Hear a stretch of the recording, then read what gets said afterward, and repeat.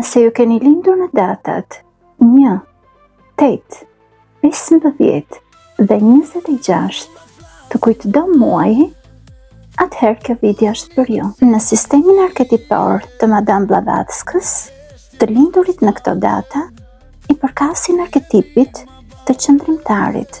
Të tillë njerëz sipas saj, në jetët e kaluara, kanë kaluar shumë sfida, të cilat u kanë dhënë në këtë rimishërim një forcë shumë të madhe të shpirtit.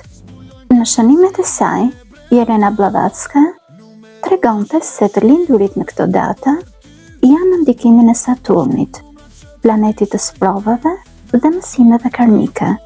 Të lindurit në këto data përfaqësojnë një kombinim të veçantë të durimit, guximit dhe vendosmërisë. Këta njerëz u dalin vështirësive përballë pa bërë kurrë mbrapa.